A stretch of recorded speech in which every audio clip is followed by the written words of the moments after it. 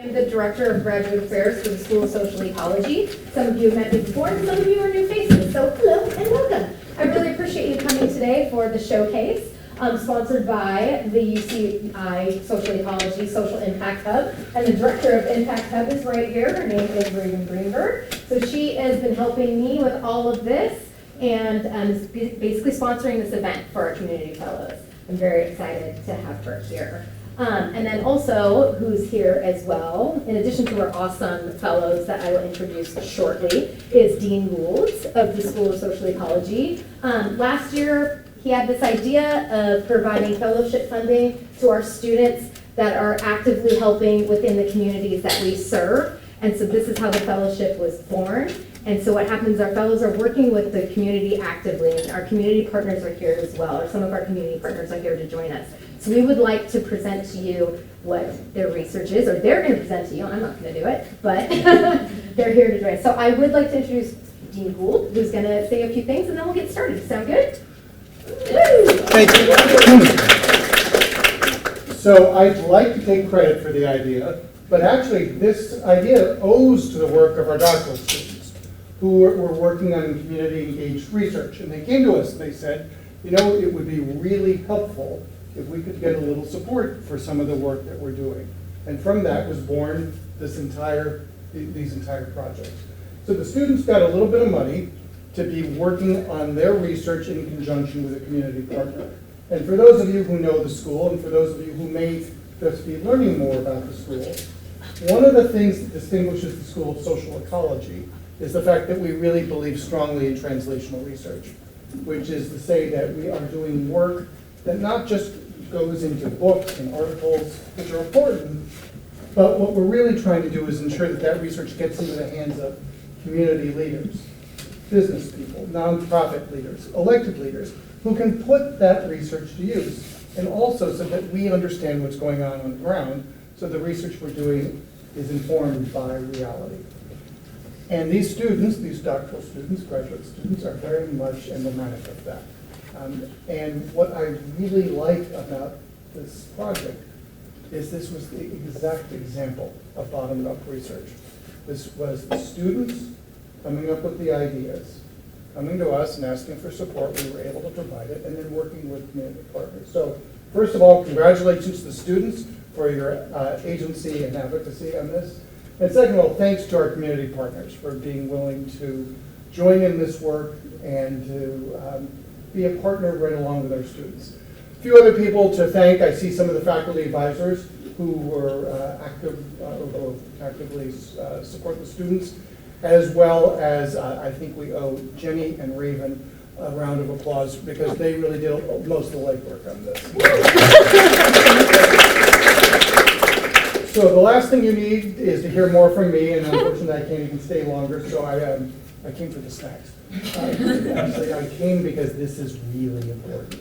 And what you all have done here is really impressive. I will be watching the video that Ron is producing, and I will be reading will be reading the projects that you did. So congratulations, and on with the rest of the activities. That's good. Thank you, Dean Gould. Thanks for coming.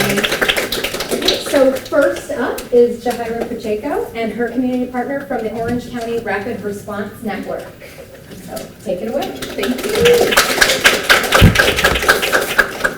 Perfect. So hi, everyone. My name is Jahaira. I'm a going into my fourth year, PhD student in the Criminology, Law, and Society department, and most of the work that I'm interested in engaging with is that kind of work that Dean Gould discussed with us just now, but also ensuring that I like to focus on understanding the different ways in which the immigration system is able to not only facilitate family separation, but also inhibit families from obtaining immigration benefits or immigration status that would otherwise enable them to live in the United States with their family without fear of deportation. And I'll quickly pass our little mini mic to Sandra, our community partner.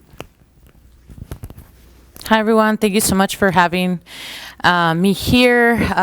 Big supporter of Jahaira, who has been on the ground with us, especially as we have seen enforcement advance in ways we never thought it would advance in.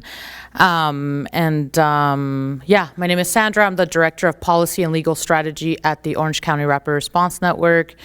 You may have been hearing more about us out in the community as we respond to the families being taken and at different sites throughout Orange County.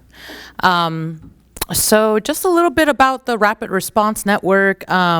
We are an interconnected system of nonprofit and grassroots organizations, civil rights attorneys, law school clinics, and community members working together to respond to immigration enforcement actions in Orange County. Actually, one of our long-term partners have been several of the law clinics here at UCI. And then we have had the great privilege of working together with them on monitoring the temporary restraining order. Our mission and action, right? Our hotline, we train volunteers to be able to take calls. On our dispatch line, we usually open it up from 6 a.m. to 8 p.m.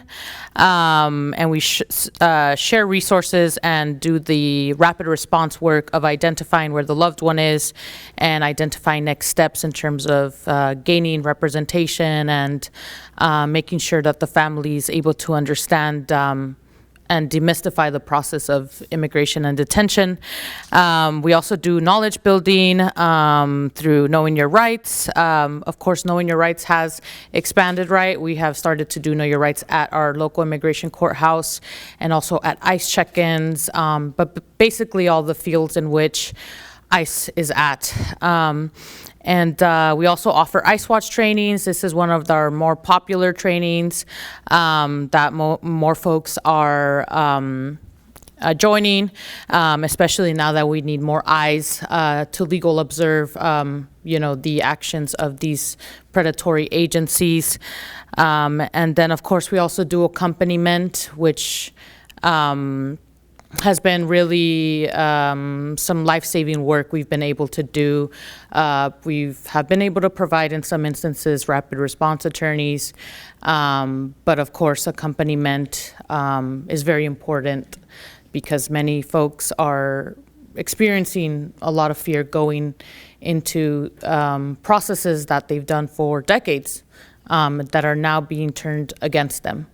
And our impact. So we have responded to, I don't even know, actually, I just took some time to begin counting the hotline calls we've gotten, and it's been more than 8,000 hotline calls since January 20th. I often say that our police departments get less calls or no calls regarding ICE enforcement. We've trained hundreds of residents through Know Your Rights and ICE Watch programs. We've built a trusted network of volunteers, attorneys, and advocates across Orange County. Before Jahaira begins, I want to give a little bit of context of why this project is so important. So as you guys know, right, we are experiencing mass raids on a daily or, every other day in Orange County. In May, we did see an escalation of tactics, right? The first time we ever saw a agent with a ski mask was actually at the immigration courthouse. And we began to see, of course, the detainment of entire families that were then taken to Texas at the family facilities.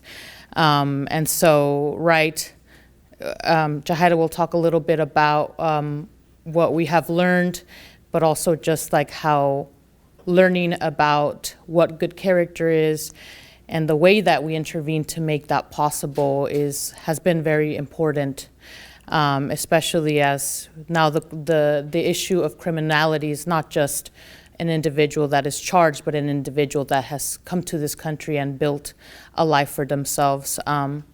But yeah, just wanted to share a little bit about us. Thank you. Okay, so thank you everyone, and thank you Sandra for that introduction to good moral character. So let me make sure. Oh, here's a picture of a couple of us from the network, or a few pictures. We forgot about this slide. That's on the upper left side, that's one of our trainings. I think we had like 300 people. That was actually the first night of the raids. It was crazy. But basically, we threw a big protest in front of the federal building, which y'all know about. And then we went to go get trained up again on ICE verification. Below, you see our team supporting Mr. Barranco, which is the big case coming out of Orange County of the landscaper who was brutalized by Border Patrol. And then this is us over at a post-conviction relief conference. And then, of course, us getting awarded by City of Santa Ana. Thank you for that. So thanks also for introducing good moral character. So good moral character is a legal term that's a little tricky because there's no concrete definition of what good moral character is. There are some statutory guidelines that inform us what good moral character isn't, but based off of the discretion of immigration judges and immigration officials, there are actions that people may engage in that are not necessarily listed here or in those statutory guidelines that can be used to make a determination that someone lacks good moral character. While it may seem that good moral character is probably something easy to check off so long as you avoid this, like I said, that discretionary aspect behind it is quite tricky to navigate. And additionally, good moral character is required for pretty much every immigration benefit available, including those that stop deportation. So that's where kind of the role within the court came, or the interest within the context of removal proceedings, the court came in for myself and the Response Network. There's a lot of work in understanding the role of good moral character in leading to denials of naturalization, and slightly less within the context of removal proceedings. And another reason we were interested in understanding how good moral character is discussed and contested within the courthouse by community organizations, attorneys that are representing our community members, or respondents, which I may occasionally use that term. Respondents, in this case, are community members who are before a judge, and also government officials. And so this interest came because the Response Networks, one of their core sort of forms of support for community members that is also tied to the sort of educational component of the network, is helping people create socio-bio packets. And these socio-bio packets are most fruitful before someone is placed in removal proceedings. And so the goal of these packets is to gather sufficient evidence to demonstrate to a judge or an adjudicating officer that the person before them has strong community ties, familial ties here in the United States, and also that they're a person of good moral character. And usually this evidence comes in the forms of letters of support from clergy, priests, depending if they go to church, community organizations such as some of us who are part of the network. We have ourselves written letters of support for impacted community members who we interact with in our work through the network, and also letters of support written by family members and friends. So the socio-bio packet is very important because it's a sort of prevention tactic that the network has learned to develop as time goes and as law and practice changes. So again, that question of interest for us was, how do attorneys, community-based organizations, and government officials influence the determination of an immigrant's good moral character during removal proceedings? And I want to share quickly that when we thought about this project, I don't remember if it was mid-December, early January, but applications for this proposal were due in January.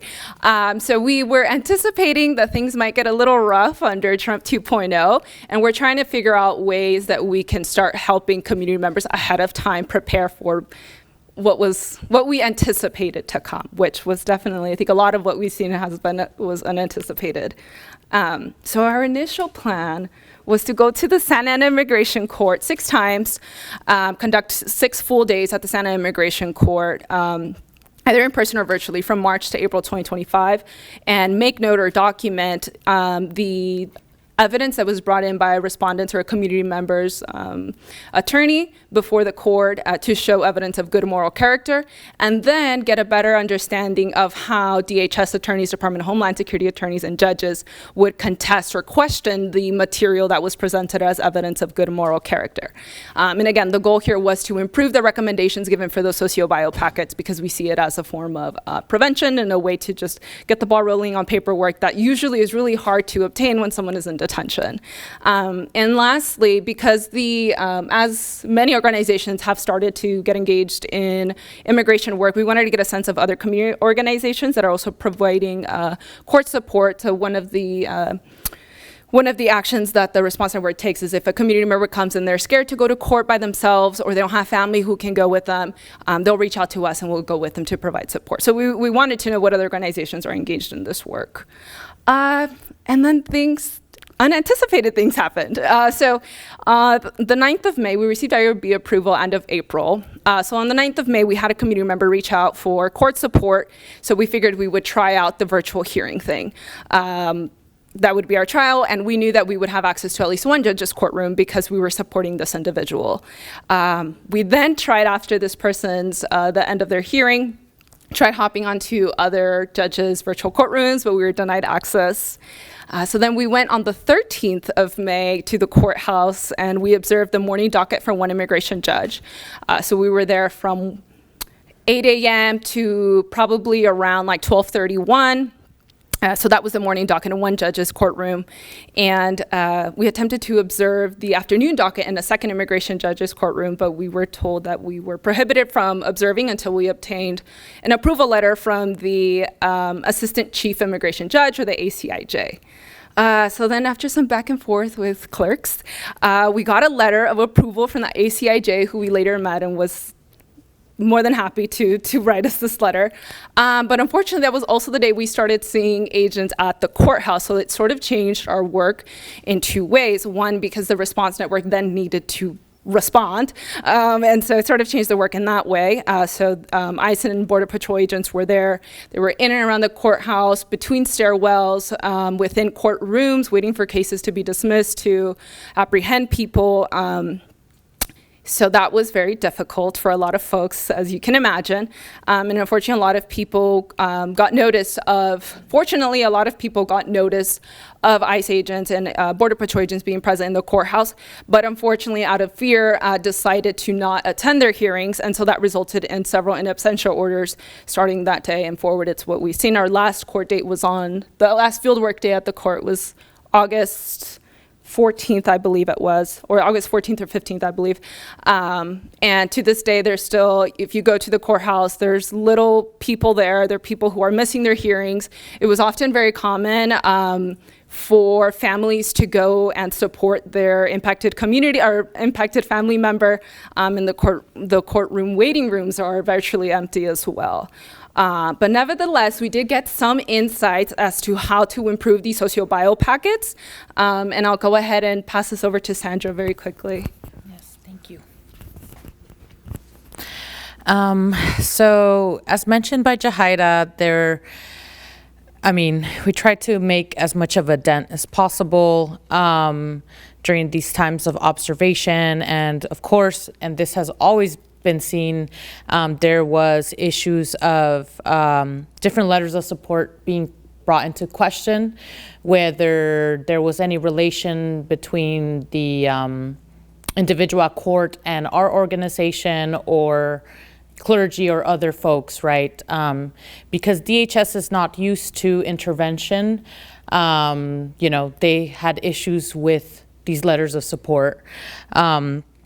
The content of letters of support, medical documents, and criminal court records were challenged or used as the basis for questioning respondents about their statements related to the events described in those documents. IJs informed respondents and attorneys that they could request virtual hearings if necessary. So we worked closely with partners like CLU and another group called CSOOC to let folks know about their option for virtual hearings. And also throughout this process, we were able to understand how DHS was operating within the courthouse. We have often found that ICE and CBP agents are very incompetent and at times cannot provide the burden of proof that they need in order to, make sure that these individuals go through with their process.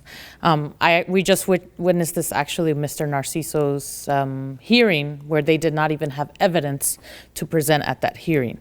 And then community-based organizations, volunteers, clergy, and other community members mobilized to appear at the court during regular business hours to document and inform immigrants of arrests being made. Right now, post this project, now Jahaira touched a little bit upon it. It's basically a failed court now, so very little to no people go. But because, you know, the agents were there in masks, like 8 to 10 of them. And so, you know, the families that still want to go to the courthouse will call the hotline and say, are ICE agents there, because I want to proceed with my hearings.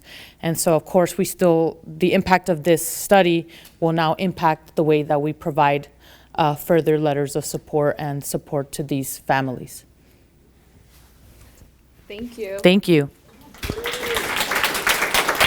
Hi, everyone. My name is Justine. I recently graduated from the Social Ecology Core Program, and I'm really excited to be here to present some of the work that I did with Asian Mental Health Collective. To sort of preface, this was a multi-year... Oh, I'm sorry. this was it's okay. Doing that to you. It's My okay.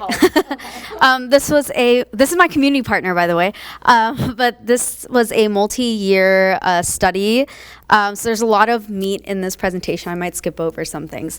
But essentially, I called the presentation From Identity to Innovation, exploring the intersection of technology, community engagement, and mental health in the Asian American experience. And is there any way to... I can try and like. Let's see. There we go. Okay, perfect. Sweet. Alrighty, so for a brief intro, this community faces a lot of different issues and barriers, some of which include cultural stigma, discrimination, and acculturation stress. Also wanted to note that suicide is the leading cause of death in Asian American young adults, and they also have the lowest rates of mental health service utilization. Some of the barriers when we talk about, you know, cultural and also like societal barriers that they face include stigma, and this idea of saving face or sort of putting on a brave front. Also language barriers and a shortage of culturally competent therapists, so just not finding providers in their area. This is especially true for rural communities. There's also structural racism, so a lot of the societal pieces that sort of prevent them from seeking care. And my community partner, Asian Mental Health Collective, really sits at the intersection of a lot of these barriers. And I'll let them actually introduce themselves. So this is... If you want to try to unmute Christian, let's see if it works. Can you hear me? Yeah. Perfect. Hey everyone, my name is Christian DeLuna. I am one of the co-founders and a board member of Asian Mental Health Collective. And yeah, as Justine mentioned, one of our founding goals was to be able to normalize, destigmatize mental health in Asian communities, and that gears towards a lot of addressing the barriers to support that are very culturally contextual to our community. So some of the programs we've developed over the years include our community Facebook group, which has Subtle Asian Mental Health, which has 60,000 members on it globally. We have our Lotus Therapy Fund, which provides 8 free sessions of therapy for folks new to their mental health journeys, and we do that every quarter for about a cohort of 30 folks. We have our therapist directory that folks are able to look up providers who have speak the same language or are from the same region of the country. And all in all, we're very much looking to be able to just have open, candid conversations about mental health and the Asian experience. But yeah, super grateful to have Justine as part of our team over the past few years and partnering us with us on this. Awesome. So from that, we sort of built out this partnership, and a lot of what I thought about was, you know, current resources and where the gaps are or what's missing there. So there are a few sort of early stage prototypes of things, some of which are Chat Together, which uses virtual storytelling. It's like an intergenerational program, like with kids and with their parents, to basically use storytelling to talk about mental health. Tell being also used as a similar structure of like storytelling and using storytelling as a way to connect with our mental health journeys, but they are also limited in scale and again, very like early stage prototypes. And so that I think exists for, like there are tons and tons of mental health tools that are available out there. But very few for this community, and even fewer that are actually like feasible and things that you can actually scale. So there are these gaps in creating these scalable, culturally relevant digital tools that also address intergenerational communication, but also accurately reflect cultural concepts like saving face or family duty and bicultural identity. So we ran 3 studies. The first was focus groups. We did 4 90-minute virtual focus groups, and these were really intended to explore participants' experiences with mental health, cultural identity, and technology use. These were really just like to set a foundation of this community. We wanted to get to know who the people are that are a part of the AMHC community, like what they use, what works for them, what doesn't work for them. Then we went into co-design sessions, and that was really about like getting creative with the community and involved a lot of ideation and brainstorming. We explored a lot of identity, we explored mental health, we explored technology use, and then we got them to sort of prototype and create some, which I'll show in a little bit, and create some designs of things that they think would work for them. And then lastly, we did something called a Kano analysis, which is basically assessing features and specific features of the prototypes that they created to the broader AMHC community. So we sent that out over Instagram, and then we assessed the features that they had referenced in that second phase. Sorry, there's like a bunch of phases. I'm like, and then we conducted co-design sessions again with community members to sort of look at, what are the things that resonate with the broader community, and then how can we take those findings and then further refine and create additional prototypes. And then in this session, we actually also engaged with AMHC leadership. So we brought in both participants and then from the broader community, and then we also brought in AMHC leadership members to sort of work together, which I think created a really interesting dynamic. And we were guided by 3 research questions. The first is, how do Asian American identity, the first was, how do Asian American identities shape the use of technology to support mental health? Second was, what are the ways that we can work with the community to create tools that work for them? And our Q3A was, how can the co-design process help us understand the role of storytelling for Asian Americans and identify the features most valuable for preserving cultural narratives?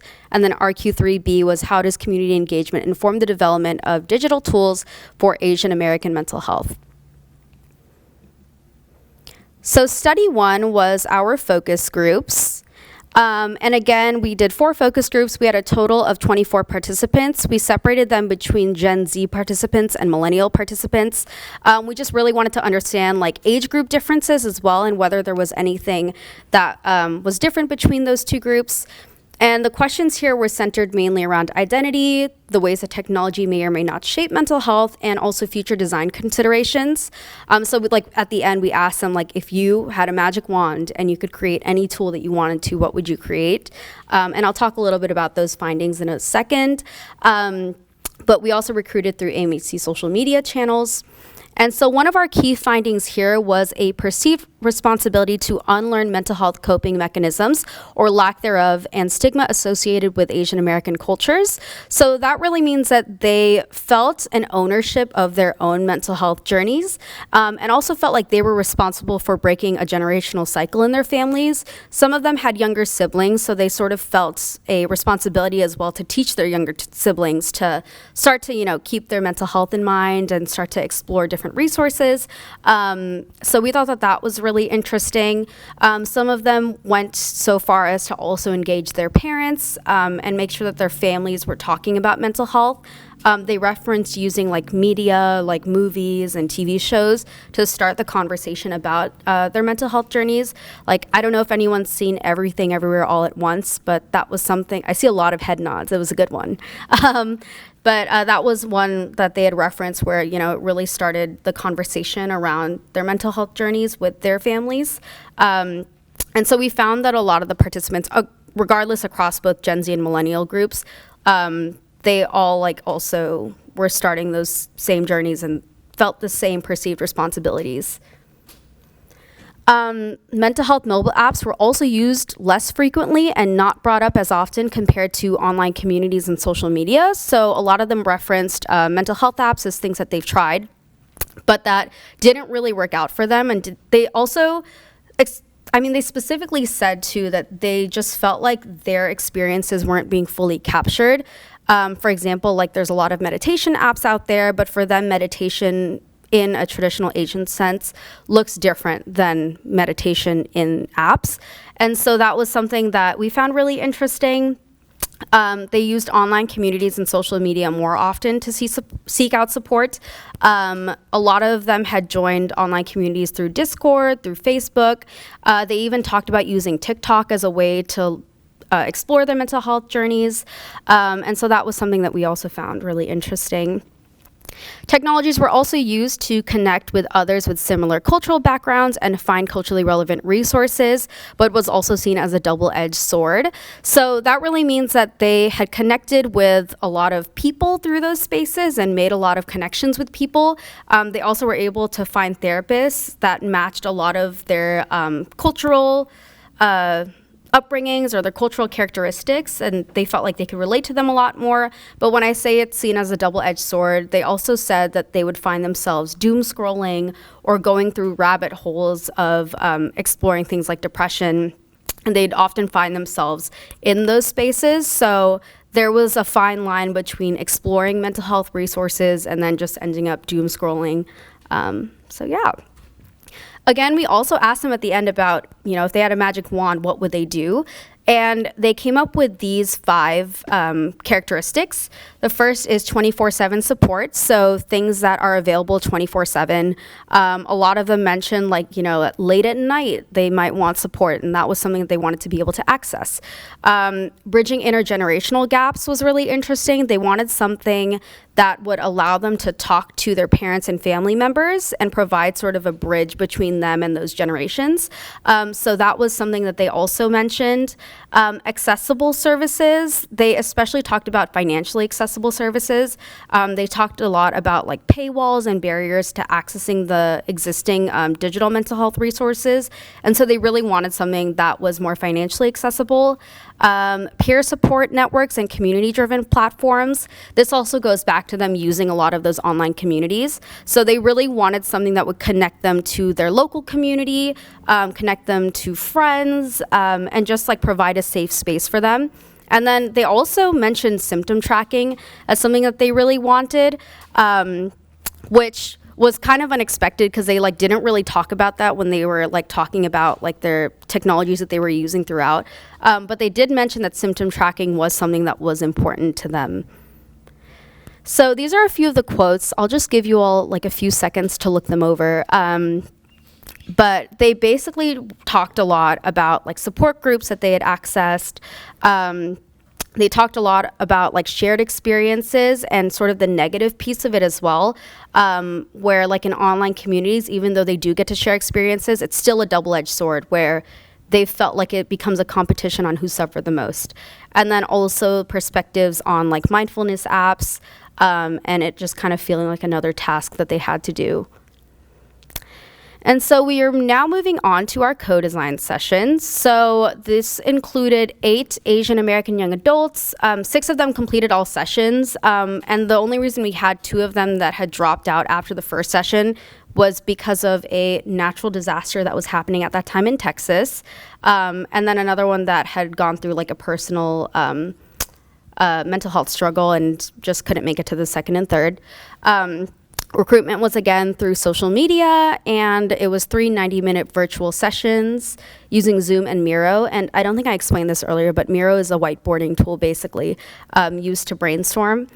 And so session 1 was really about problem framing, so understanding the space that they exist in. What's the problem space? Where are the areas and opportunities for developing something? And then 2, we started to really think about like what are the potential solutions from those problem statements that we made, like what are the things that we could potentially create? And then in the 3rd session, we actually went into creating some of those. So I'm not going to go over all this, but basically we figured out a lot as well about like, the intersection of mental health and identity, and a lot of these concepts that also showed up in our like first study, like around like culturally balancing and trying to also exist in an American context and an Asian context. Second, they also talked about understanding and managing mental health. That was something that was especially important to them when thinking about designing a feature or designing a prototype. And then third was also cultural barriers to support. This is very similar to also what I explained in the introduction, where there are barriers to them actually accessing care, and they'd like something that addresses those barriers. And so this is a couple of the quotes from the problem framing session, where they talked a lot about like solutions, where they like can connect with other folks from their cultures, but also, how do they maintain the positive aspects of being American and Asian? And then this is one of the prototypes. I'm not sure how well folks can see it, but the first prototype they created was a storytelling app, and the green rectangles there are what they envisioned it would look like. So it's like really small, but it says parent-child relationships. And so it was envisioned as an app where it was almost like a Netflix, where they'd have like books, movies, TV shows, things like that centered around the Asian American experience.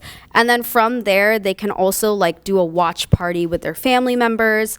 And then it'll check in on them throughout, like it'll ask them how they're feeling, suggest things based on that.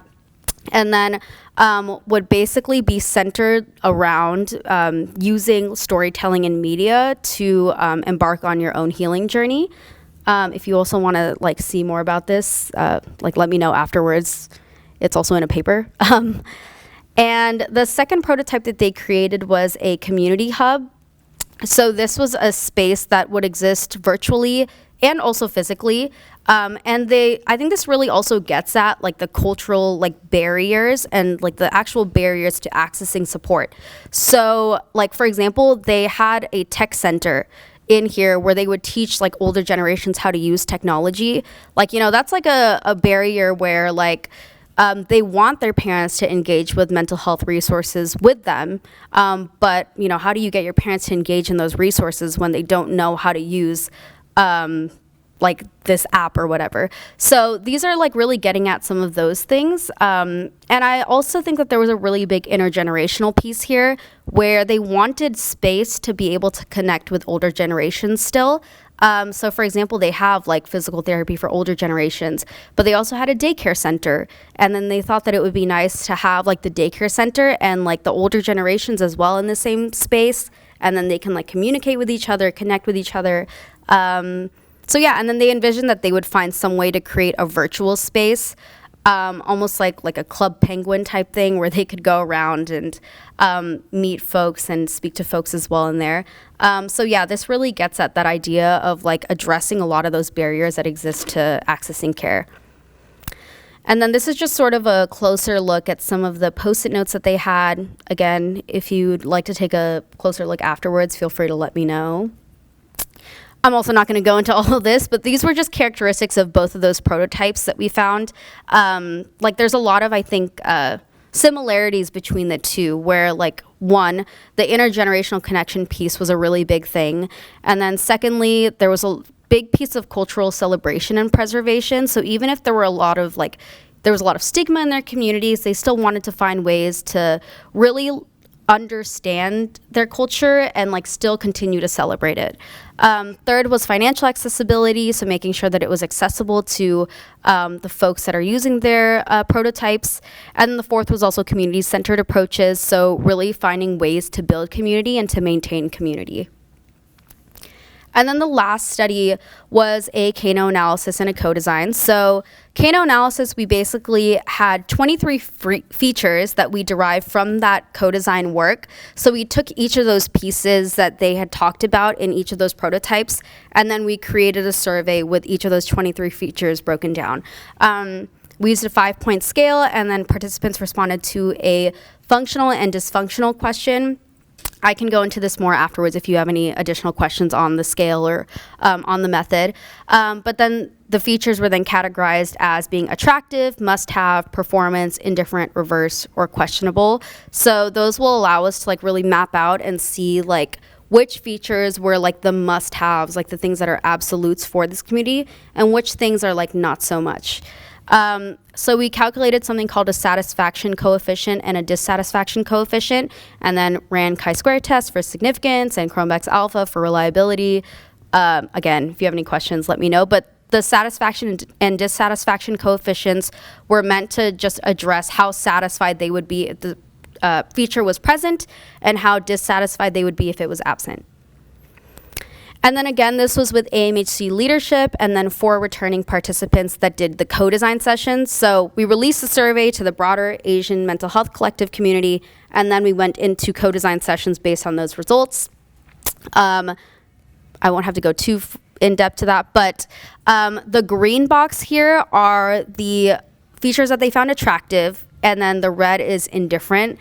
They only like rated things as being attractive or indifferent. So it was very like sort of black and white for them. So 8 were classified as attractive, 15 were classified as indifferent. And all 23 features also showed statistically significant preferences. There was also high internal reliability. So some of the things were group sessions led by professionals, collections of resources, something that connects to culturally matched mental health professionals. But again, if you'd like a closer look or like to take a look at this again afterwards, feel free to let me know. There was also a big piece of like, you know, this intergenerational and family connection as well. But there was mixed reactions to having family profiles. So that would be sort of the watch party where they would have multiple family members there. A lot of them didn't see their family members as really being safe spaces or people where they would find like, you know, healing in working with. So there were some mixed reactions there. In terms of culturally relevant support, they found Asian identifying therapists and identity affirming resources to especially be important, and then also culturally relevant storytelling and shared experiences. And again, that accessibility piece came up once again, where there was a huge preference for free resources. And then these are a few of the quotes from the qualitative analysis that we also did. There was a qualitative piece of that survey, so I'll give you all a second just to look over that. But I think it really also highlights, you know, some of those Kano analysis findings. And then they co-designed a mental health check-in app. So we had the AMHC leadership then come in with the folks from the broader community. They designed an app that would basically check in with them. Let me see if I can get some more specifics. I had some notes on this, but my notes aren't showing up here. But basically, the app like also would include culturally resonant characters, and also would include this piece of like media and storytelling. So they involved some characters in there that were like Asian American. And they also imagined that there would be like incentives to go out into the community as well. So for example, like they have here like free massage for first 30 downloads. Like that was something that where like, you know, you'd get to go out into the community, support a like small Asian business, and then also like connect with local businesses. That was something that was also a big piece of this. And that sort of leads into their second prototype that they created, which was a community pop-up series that would exist mostly in person actually, but they would use a lot of like social media to basically drive people to come to in-person events. It's interesting because they created like sort of a campaign type structure where like they do like a social media campaign, have people come out, and then they would do like a community pop-up. They also like mentioned that having folks like from like for example, they mentioned Simu as being like a facilitator, like folks that are like involved in like Hollywood or something and like have stories that they really appreciate and that they like, you know, went through their mental health journeys, were open about it, and have like engaged in like conversations about it already on social media. So they talked about having like set like topics for each event that they would host. And so, again, if you want a closer look at this, feel free to let me know. But for me, that really told me that they saw technology as being a gateway to accessing in-person support. So really all throughout, like they really wanted this piece of like community, but they wanted technology to act as a bridge to that as opposed to a replacement to in-person support. So AMHC leadership also brought in a lot of perspectives. There was like a desire for free access, but also balancing that with like a need for funding. And I won't go through each and every one of these. I'm just going to put them all up here. But again, if you want to take a closer look, feel free to let me know. There also is still the idea of cultural connectedness. A lot of it, like, you know, kind of like a lot of the pieces of each of those studies really connected together. And again, bridging digital and physical, so using technology as a way to access like physical in-person events. However, they also wanted to make sure that it was rejecting a lot of the addictive design of technology, again, seeing technology as a double-edged sword. And then there's a couple of quotes here. Feel free to let me know if you want a closer look at them. And so I think I might be over time. Am I over time? Okay, I'm just gonna pass it off to my community partner then to talk a little bit about like what sort of next steps look like. We actually ended up like working together, and so my community partner here, Christian, we ended up working together to also come up with some ideas around like how we can sort of use technology as a way to support young adults. And this was sort of like a next phase. Christian, if you want to talk about Luna Game Labs.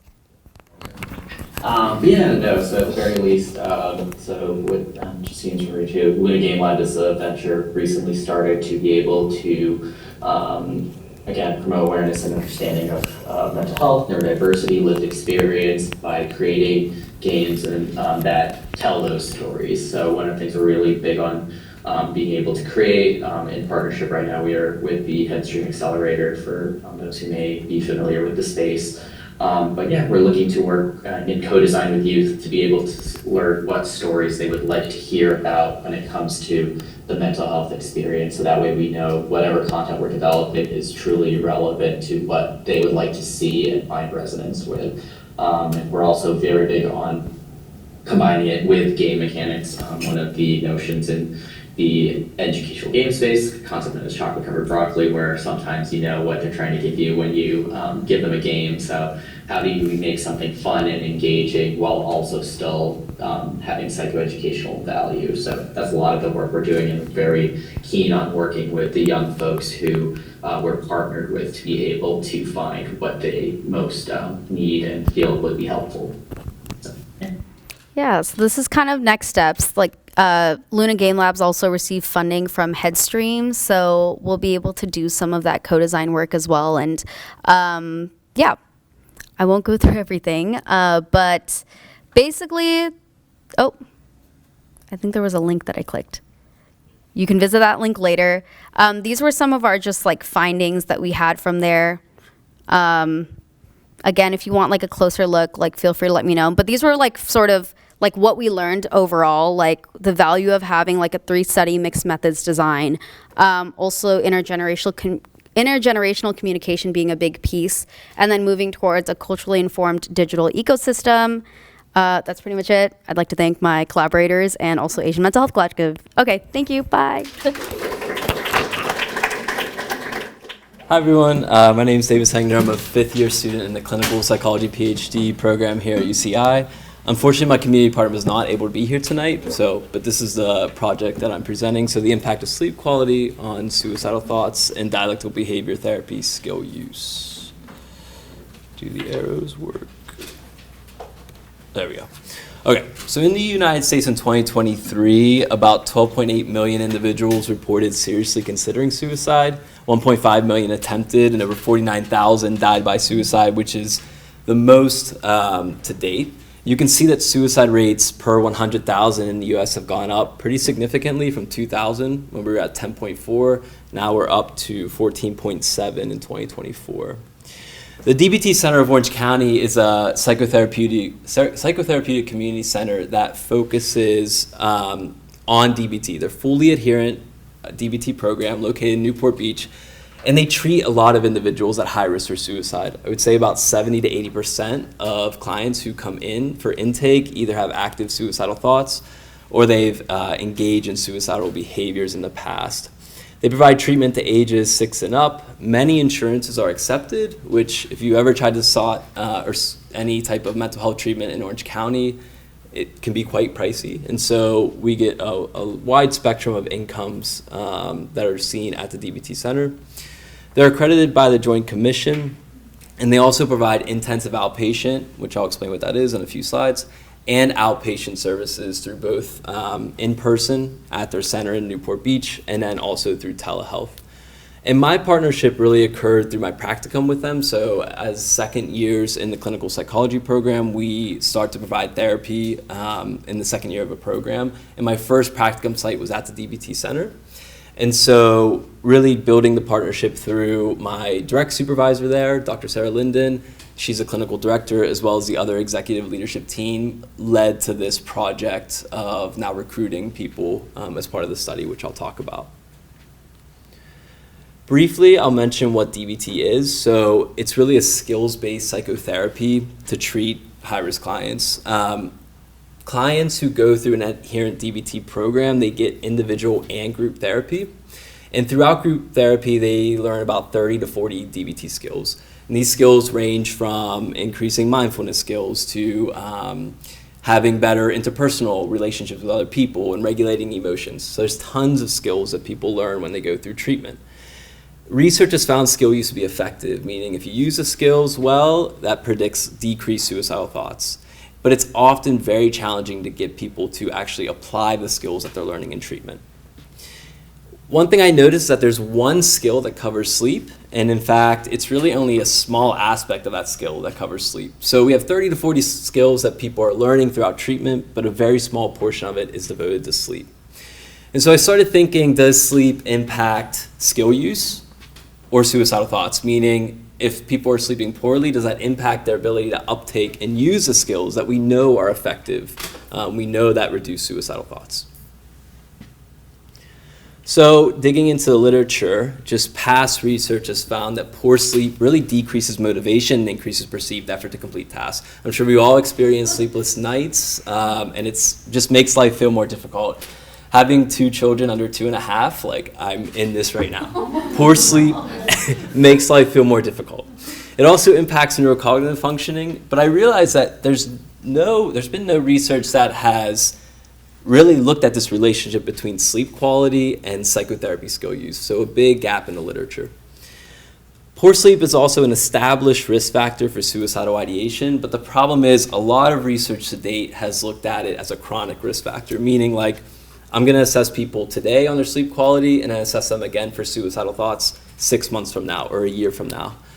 The problem with that is sleep is highly variable, right? We can go night to night with different types of sleep quality, and suicidal thoughts can fluctuate pretty rapidly within the same day. So when we do studies like this, it really loses all that nuance. A lot of studies also have used subjective measures of sleep, which are useful, but at the same time, they're prone to recall bias. So my aims and hypotheses for this study are to examine how sleep predicts next day suicidal thoughts and examine how sleep predicts next day successful DBT skill use, meaning that how I sleep tonight, is that going to predict if I experience suicidal thoughts tomorrow or if I successfully use these DBT skills that I'm learning in treatment. So recruiting people at the DBT Center in their intensive outpatient program, the goal is to get to 60. I'm at 32 right now, so almost there, kind of. The intensive outpatient program, they receive a lot of therapy. So they're in therapy 4 days a week for 8 weeks. They get about 13 hours of therapy each week, 12 hours of group therapy and 1 hour of individual therapy. It's a 21-day study period, meaning that my participants, they're in it for 21 days. They are sent daily surveys 4 times per day to their smartphone, and these daily surveys ask about DBT skill use, they ask about suicidal thoughts, along with a bevy of other questions around moods and cognitions that they may be experiencing. And then we also are having them wear a wristwatch, very similar to like an Apple Watch, that captures objective sleep patterns. So some study implications, sleep is modifiable. We have sleep interventions that work. And so the idea would be is that if we're able to find that poor sleep is predictive of suicidal thoughts or not using DBT skills, then we can start to integrate some of these sleep techniques, sleep hygiene techniques early on in the DBT treatment for those who are not sleeping well. Again, given that really DBT doesn't really cover sleep hygiene at all. This research could also generalize the more skill-intensive or homework-intensive psychotherapies. There's lots of different psychotherapies out there that people seek treatment for, and a lot of them are skills-based like DBT or homework-intensive. And you can imagine, again, if you're not sleeping well, everything feels more difficult. It's less likely you may do your homework that your therapist is assigning to you. So this could have implications to other psychotherapies to reach a larger amount of people. Most research also on these risk factors, like sleep, for example, they take place in adults who are recently discharged from a psychiatric hospital. And so I think this study is very unique in being able to use a community partner in an outpatient program. Because like I said, oftentimes they're doing this type of research on individuals who just recently were discharged from a psychiatric hospital and may not even be seeking treatment. And there's also this big movement towards scalable digital mental health, as we just learned about in the last presentation. And DBT is a big one for that. And I think that if we're able to understand that what sleep hygiene techniques may be most useful for people to uptake the skills that they're learning, this could really reach a large amount of people through mobile interventions, since mobile interventions do tend to reach more people than traditional therapy. I just want to say a quick thank you to my mentor, Dr. Allison Zalta. Yes, also DBT Center, and then my funders, the American Psychological Foundation and the School of Social Ecology. So thank you. Okay, thank you, Jenny, and good evening, everyone. So I'm Christopher Ihinegbu, and I'm with the Urban Planning Program. And here with me is Gabriela, and we're presenting on environmental justice and behavioral. Sorry. The Zoom screen's in the way. Yeah, sorry. No, it's all good. Yeah, and behavioral responses in disadvantaged communities in Orange County. So, just this is very preliminary, and we're still kind of conducting the research. And yeah, you can introduce yourself. Miha Nitwanyane Gabriela Lassos. I work with Sacred Places Institute for Indigenous Peoples as our Research and Policy Program Director. I'm Gabrielino Tongva, so I have ancestral ties to Irvine. And I'm going to talk a little bit about both the community partners today and how we kind of came into this relationship. I have my little teleprompter here, so... Okay, I can hold this for you. Yes. No, I can just Okay. put this here. Okay. There we go. Perfect. Okay. So our partnership with Christopher really began through the Climate Justice Initiative Fellowship that's housed in the but the Department of Earth System Sciences here at UCI, and partnered with RJS, or Research Justice Shop.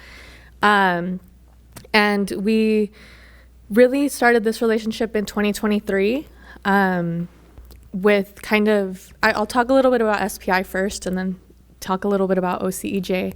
But we started this relationship kind of SPI piggybacking off of the work that OCEJ was already starting to do with the Climate Justice Initiative Fellows, which would be Christopher and Julian. And SPI really felt that it was SPI. Let me start by saying who we are. We're an Indigenous-led nonprofit based out in Los Angeles that works to build the capacity of Native nations to protect their sacred lands, waters, and homelands. And we really joined this project to kind of disrupt the phenomena where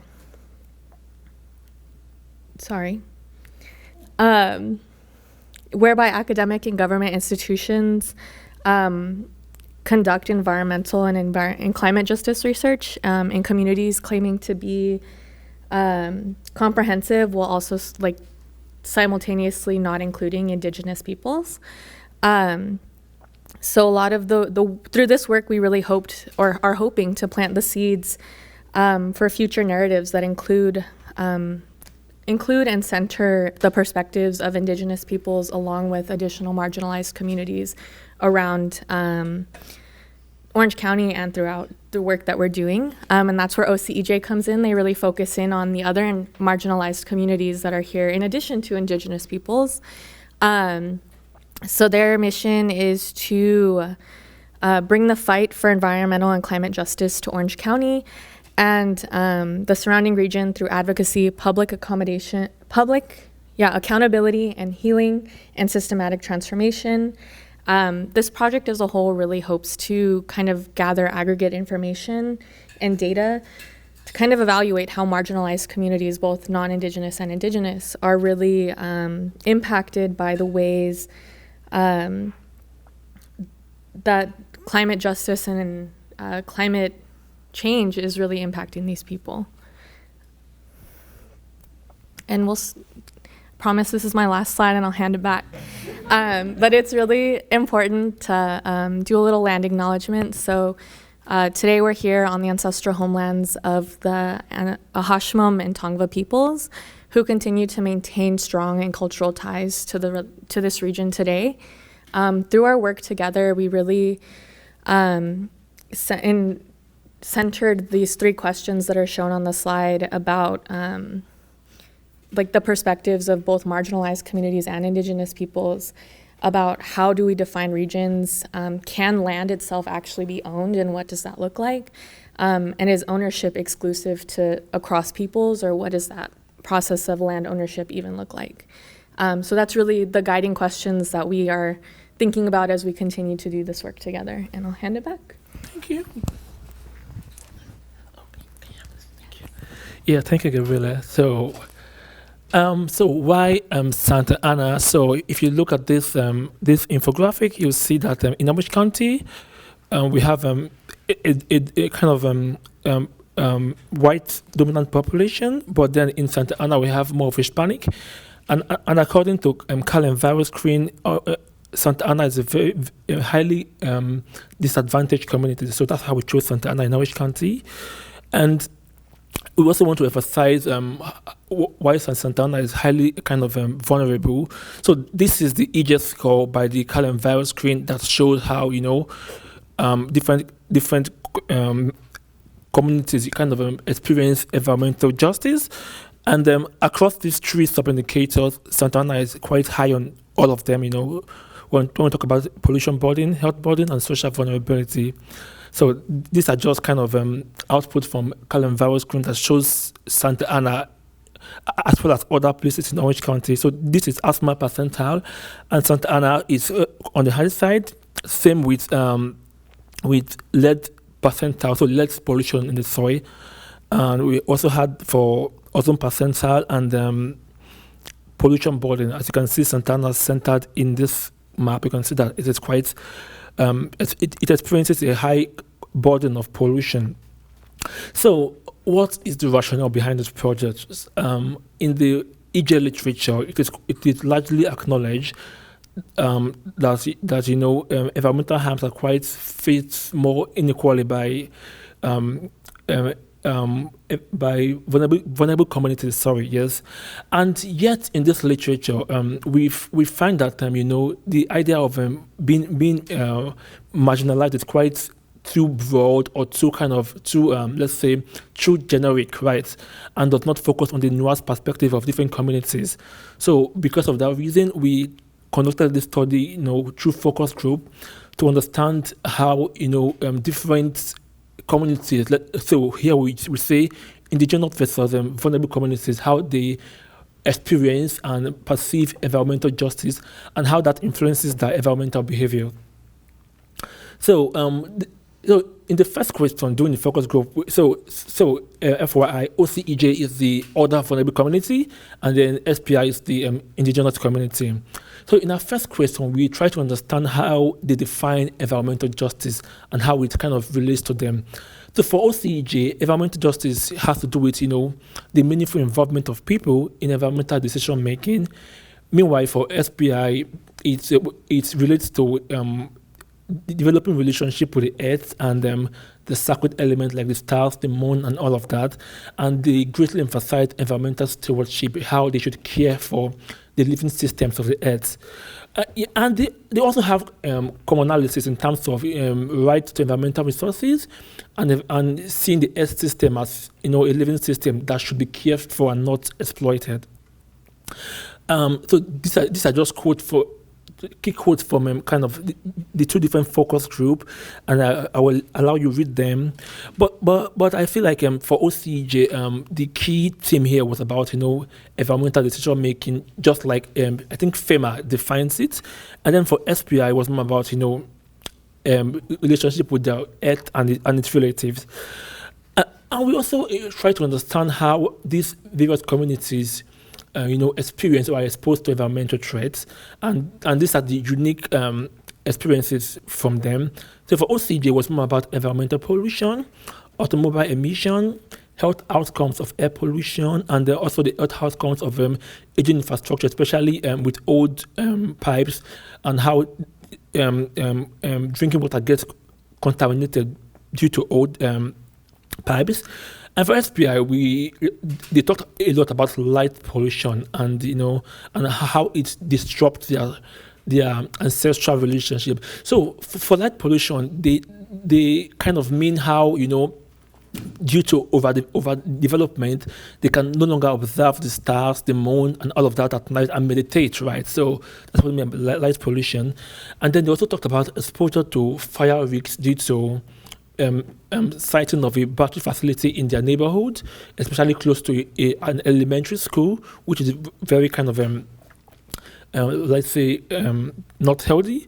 And then they also highlighted river pollution, which also leads to soil pollution. Then this is a key quote I think from SPI, which I really like about light pollution. So I'll let you read that. But then it talks about not being able to see the sky, and then not being able to relate with their ancestors who they believe kind of go to the sky after they die, something like that. I think so. Yeah. So and then we also try to understand the perspective of or try to understand how they live their daily lives to address environmental issues, right? So environmental behavior to address environmental justice. For OCJ, it was more about tree planting and greening, obviously to address air pollution. And then they also talked about home gardening, especially with some plant species that helps to kind of suck up soil lead from the soil. I think that's bioremediation. And also they talked about environmental literacy, how they want people around their communities to know about these things and how to kind of address or treat them. And then one other important theme that arose that I love is energy transition, green energy transition, so as to address GHG emission. For SPI, they talked about waste collection and beach cleanups, recruiting and training environmental stewards, especially the young ones, and then partnership development. So they talked about how they get involved with ongoing initiative, for example CGI and all of that, to kind of to drive the change they want to see, right? And let's now talk about best practices to address EJ. So long-term visions for these various communities. So OCEJ wants to see more community-led environmental protection, more environmental literacy, and then more of community self-determination, especially with regards to cultural healing of the environment. And then they want to see an integration of EJ, especially bioremediation in school curriculum, in high school curriculum. SPI communities want to see, they hope to pass down the legacy of environmental stewardship, to the public and to the future generations, as well as restoration of their sacred and cultural sites. Obviously, there's this intersection of environmental literacy among these communities. And then, yeah, these are key, I think the quotes I liked from this focus group. You can take a second to just reflect on them and read them and see how these perceptions vary across the communities. And I think the last question, okay, I'm not sure. Then we asked these groups, what support would look like for them in terms of realizing their vision for the environment. For OCJ, it was more about building a better curriculum for the younger students to kind of understand energy sustainability. Also, they also want to see more of community garden projects, especially with regards to sustainable food systems. They also, want to see increased funding for environmental initiatives, especially in times like these, and obviously mandatory involvement of communities in environmental decision making. For the SPI, it was more about getting access to the indigenous and ancestral land, which they no longer have access to, and then they also want to want this shift in eco capitalism, especially with environmental resources. More about profit and no one is talking about how do we care for the environment, how do we kind of build a mutually beneficial relationship with the environment, and obviously they also want to see, they also aim or hope that they get formally recognized in practice, having their own sovereign nation and sovereign kind of control of their resources. And we talked about so what stood out to me is that none of this support kind of overlaps, right? So which highlight and emphasize their kind of differences in terms of environmental relations. Then the last thing we explored was the challenges and limitations they face when they try to build relationship with the environment or implement EJ projects. So for us, EJ was more about environmental capitalism, by big industries, the oil companies and the rest of them, and then how difficult it is to get justice even when they want to go through the legal means, right? For SPI, they really emphasize how their interests misalign with other vulnerable communities, and they give a very interesting example about a particular battery factory that was proposed in their community, and that they team up with a particular non-for-profit,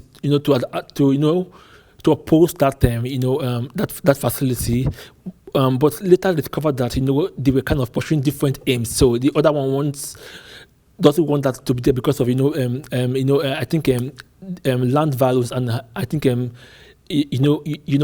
think land values. Yes, you don't want the housing value to depreciate, right? So that was the aim of the other non-for-profit. So they kind of emphasize how their interest is kind of maybe a bit in quote weird to other non-for-profits, and then they also kind of talked about the constant change in government officials and how that takes them backward every other time, because you try to build a relationship with the government, and then after a year or two they're gone. So how do you start all over again? So but yeah, thank you. You can go to the message. Thank you.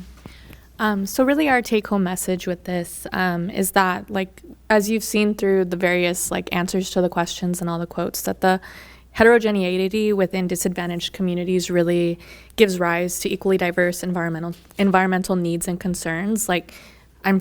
You guys saw that there was overlap there, but the needs of different marginalized communities for environmental justice requirements are very different, and we have to acknowledge those as we continue to work towards environmental justice. Initiatives, whether private or public, that aim to promote environmental justice in disadvantaged communities should explicitly recognize and incorporate community heterogeneity. I can't speak today, I'm sorry guys. To achieve meaningful impact, and then commonalities within marginalized groups present avenues for advancing that environmental justice space and initiatives with broader large-scale impact, so that we can kind of all come together in those commonalities and work to make sure that environmental justice is possible and climate change can be stopped. Thank you all for listening.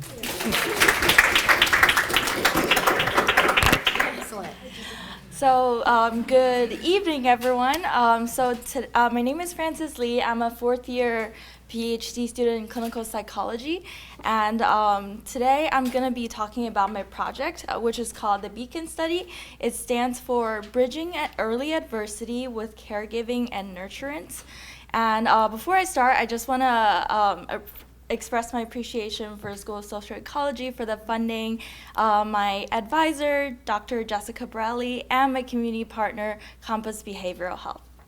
So at its heart, my project is trying to break the cycle of childhood sexual abuse across generations by focusing on supporting parents so that their children can thrive. So I want to begin by shouting out to my community partner who unfortunately can't make it today. Similar to David, I was also a practicum student with Compass for a year where I was working as a psychology trainee providing assessments and interventions to teens struggling with suicidality.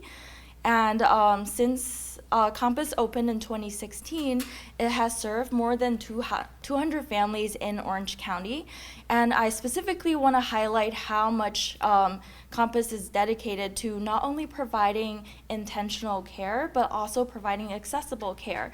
So they have been providing a ton of pro bono services. So anything that the hundreds of hours that I provided, of service I provided, are all free, like despite their support of my training. And they're also very actively spending a lot of time to get authorization with insurance companies so that the residential treatment in our program is free.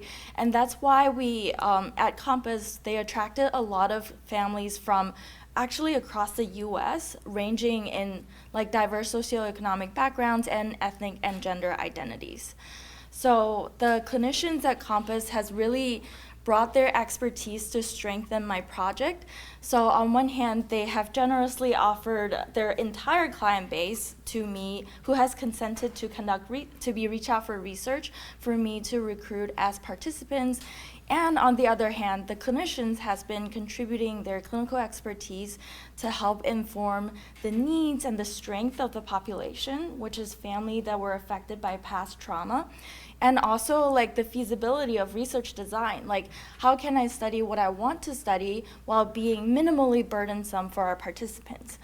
And I'm also excited that as my study go on and I have the results, I'm going to continue to work with the clinicians to turn my research findings into clinical tools or a handout that they can use to talk about sexual abuse with their clients or use as a screening tool for prevention. So going into my project, I'm hoping to, we're looking into childhood sexual abuse in particular, hoping to break the cycle by creating and validating a measure that looks into parents' perception of childhood sexual abuse threats. So we see from research consistently that children whose parents experience childhood sexual abuse experience a variety of negative outcomes. So this can include being 3 times more likely to experience childhood sexual abuse themselves and experiencing other negative symptoms like anxiety and depression.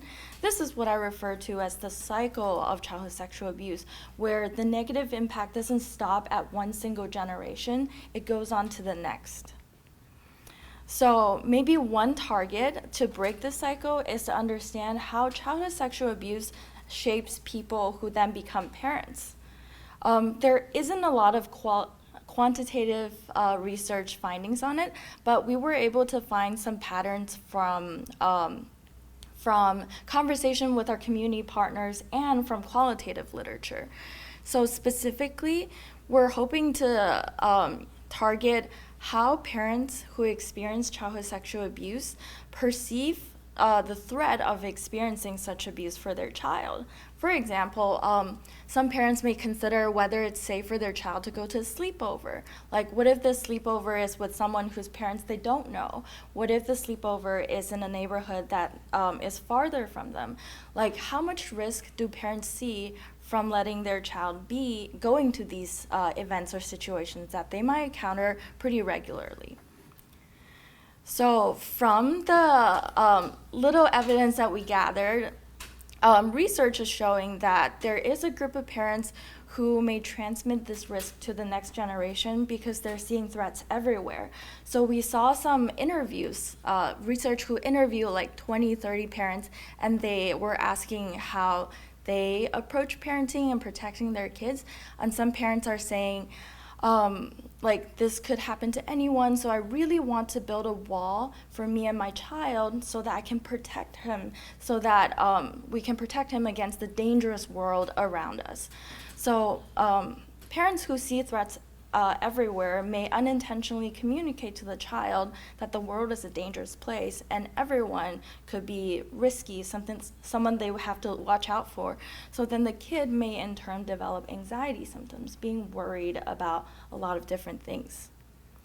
An interesting perspective that's not in research at all that I learned from our community partner, the clinicians, is that other parents may actually normalize experiences of childhood sexual abuse because they have experienced it. And because of that, they might not see risk when it exists in the environment, thereby very unintentionally placing their children in situations that might be risky for them. So, however, despite these two patterns I'm starting to observe, no study really look at how parents view risk of child sexual abuse, partly because there's no measure that exists for this construct. So the goal of my current study is to develop such a measure so that, one, we can use this measure to really research in a quantitative perspective with a lot of parents whether this is really something that could be the reason why child sexual abuse risk transmit to the next generation. And two, clinically, if we have such a tool that's brief and accessible, maybe clinicians can use that to screen for each parent how appropriate or normative is your perception of risk. Are you over-perceiving perhaps or under-perceiving risks? So that brings me to my study. I'm just going to provide a very high-level bird's-eye view. So for the first aim, my study is examining whether parents who experience childhood sexual abuse worry more or less about their children experiencing the same trauma. And then the most important part of my study, I'm hoping to collaborate with my community advisors, research experts, and parents to develop a questionnaire that asks parents about how much childhood sexual abuse risk they perceive in various situations that may encounter in a daily life. So this is an extremely iterative process. I have been through several meetings with research experts and several meetings with my community advisors to gradually develop different versions of it. And then eventually, when we have a good draft, we are going to recruit parents who have past history of trauma and ask about their opinion of the measure. And then lastly, we want to validate the developed measure so that we know that it can be trusted to use for research and clinical settings. So we're hoping that this project can really not only bring a positive impact to research, but also to the community. For the community, we're hoping that this project can address a topic that's raised by the clinical population, which is families that were impacted by past trauma. Actually, a huge motivator for me to pursue this research is from a conversation with a clinician who worked with this population, who told me that many people who had childhood sexual abuse experience who grow up are afraid to have kids because they're worried that they won't be good enough parents for their kids to protect their kids. So that's one of the big motivator for me to pursue this research, to really help provide a very accessible tool so that they can use to address that kind of concern. I'm also hopeful that this project would generate accessible resources, like I mentioned, whether it's the screening tool or something that we can generate like a one-pager with the research findings so that clinicians can use that to talk to parents about these kind of risks. And hopefully that will ultimately inform clinical practice, especially prevention, because then we can catch parents early on. And then for research, this project aims to provide clinical perspective that's missing from the literature. Like we already saw earlier, like the clinicians from our community partner has already provided the under perception of risk perspective that's not shown in the research literature at all. And this collaboration can also help us have very meaningful and realistic study design that doesn't burden our participants and actually capture their experience in a way that we can use to help them. And because my community partner has offered for me to reach out to their client base, it could also increase the representativeness of our participants, because families who are impacted by past trauma, a lot of them are suffering in silence, and they're not always readily pursuing research opportunities on top of everything they're juggling through. So that wraps up my presentation for today. Thanks, everyone. Super quickly, thank you all again for coming. Thank you to all of our fellows, Jahaira, Justine, David, Christopher, Francis. Thank you all again for your very informative presentations. Great job, everybody. And to all of our partners as well, the Orange County Rapid Response Network, Asian Mental Health Collective, DBT Center of Orange County, OC Environmental Justice, Sacred Places Institute for Indigenous Peoples, and Compass Behavioral Health. So thank you all, especially the folks.